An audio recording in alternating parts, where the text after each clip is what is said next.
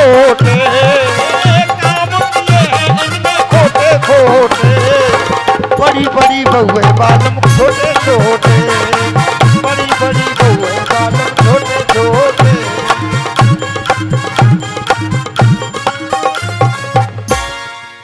बोलिए वृंदावन बिहारी लाल की, बोलो सामरे सरकार की, बोलो राधे रानी सरकार की। जय जय श्री राधे। कहाँ चल रही है कथा? कुर्सी मिल गई है, बात खत्म।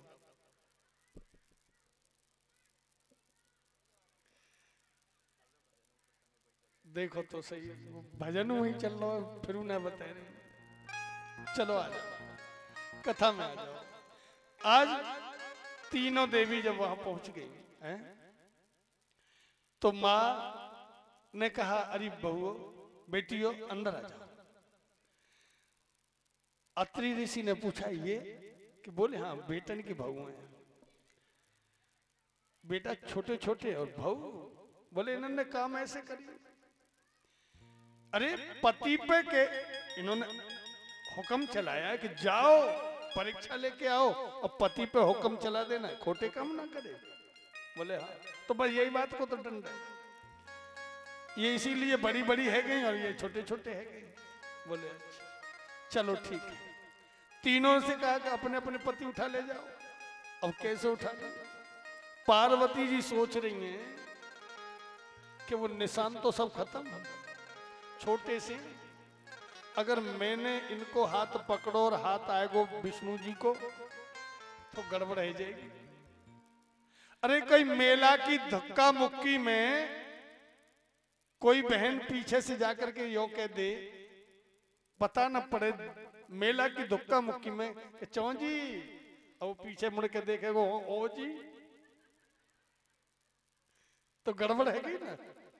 और वैसे सैरोस में कोई हाथ पकड़ के यूं कहने लगे कि क्यों जी, तो गड़बड़ है। इसलिए अब वो सोच रही हैं अगर मैंने हाथ पकड़ लियो और विष्णु जी को हाथ आ गए हो तो गड़बड़ है जाएगी। माँ लक्ष्मी जी सोच रही हैं कहीं ऐसा ना हो ब्रह्मा जी को हाथ पकड़ लूं। तीनों की तीनों ने हाथ जोड़ के खड़ी होगी, माँ हमें क्षमा कर दो, हमारे पति हमें लौटा दो। माता जी ने जल लिया, अपने पति के चरणों का ध्यान किया, छींटे लगाए, वो जो के तो। आज उन्हीं के अंश अवतार मां अनुसुईया के घर में दत्तात्रेय भगवान जी का अवतार हुआ। बोलिए दत्तात्रेय भगवान की। तो देखिए ये मातृ शक्ति जितनी बैठी है बहुत अकूत ताकत है,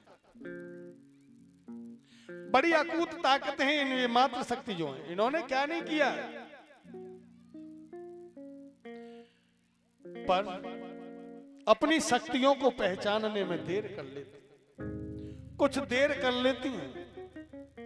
देर न हो पहचान ले पहले ही, मातृ शक्तियों से ही ये पृथ्वी टिकी है।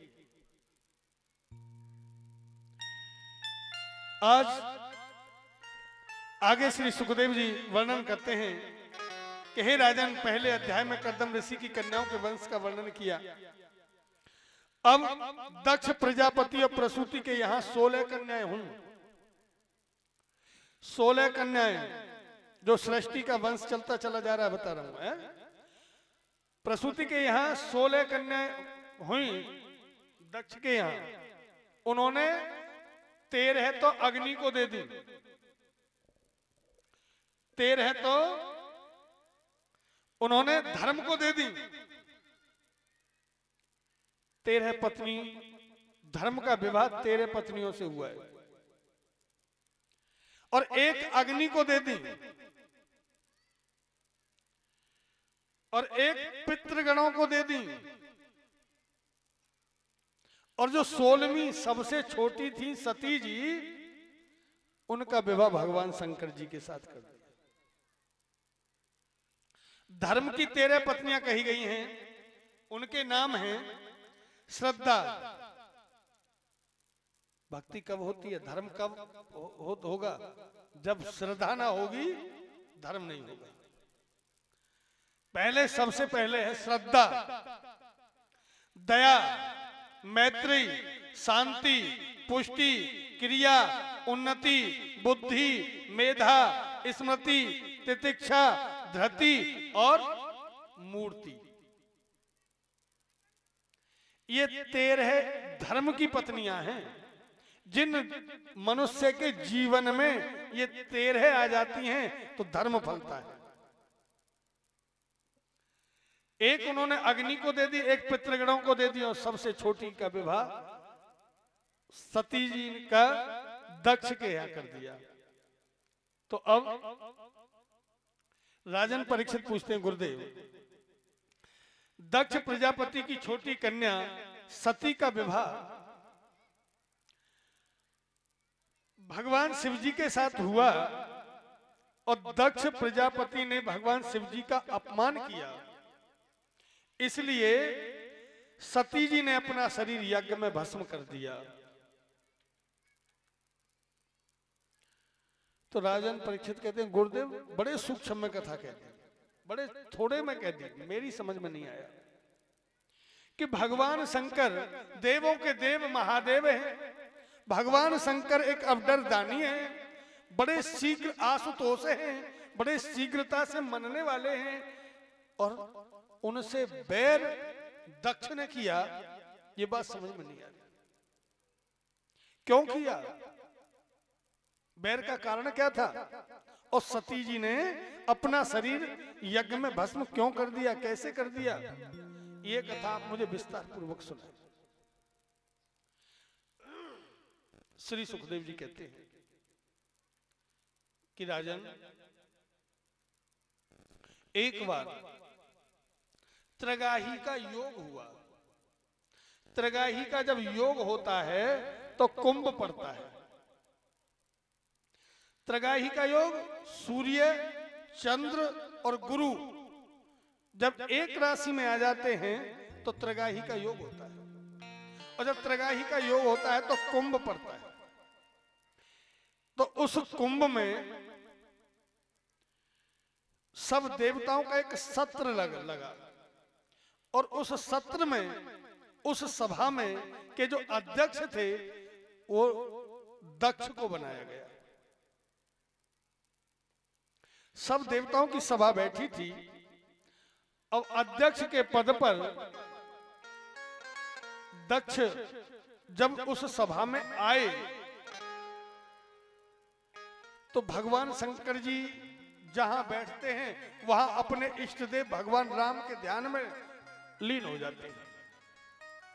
वो तो अपने इष्ट देव भगवान राम का ध्यान करने बैठ गए, आंखें बंद हो गई, समाधि लग गई, वो तो राम नाम जपने लगे।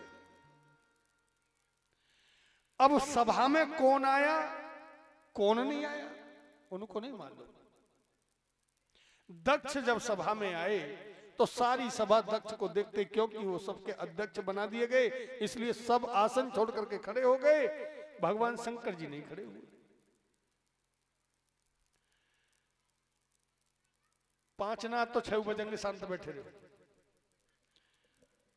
बोलो गोविंद भगवान की जय। 88,000 ऋषि तो बैठे रहे, बहुत दिन तक, तुम पे 1000 दिन तक कथा हुई और 88,000 ऋषि गण उठ के ही नहीं गए। आप भी बैठे रहो, सबको पेट भर हो जाएगा, कोई चिंता मत करो। हाँ, जो कह रहे पेट हो तो ठंडा है, वो गर्म करा हो जाएगा, कोई बात नहीं। एक बार जोर से बोलो राधे राधे। तो हाँ, आज देखो मुझे भुला दिया, मैं कथा कह रहा था। जब दक्ष सभा में आए तो सब के सब खड़े हो गए, पर भगवान शंकर जी तो ध्यान में लीन थे। ध्यान में लीन थे, उन्हें नहीं मालूम कौन आया कौन चला गया। तो दक्ष ने देखा सब के सब खड़े हो गए, पर मेरा ये दामाद मुझे देख करके खड़ा नहीं हुआ। बस क्रोधित हुआ दक्ष और अपशब्द बोलने शुरू कर देते। ये अरे ये शमशान में रहने वाला, अरे ये नंगा भिकमंगा, ये सभा की, ये क्या जाने, क्या जाने। अब तो उल्टा सीधा जब कहा तो उनके गण नंदी खड़े थे। क्यों कि कहते हैं कि अपने गुरु की, अपने इष्ट की अगर कोई बुराई कर रहा हो, कोई भगवान विष्णु की या भगवान शंकर जी की बुराई कर रहा हो, तो पेश जाए तो उसकी जिब्या काट ले, और अगर नहीं जाए तो कानों में उंगली दे करके भाग जाए, सुने नहीं। कह रहे हैं ना बाबा जी ने लिखा है, हो हरि हर निंदा सुनई जो काना, होए पाप गो घात समाना।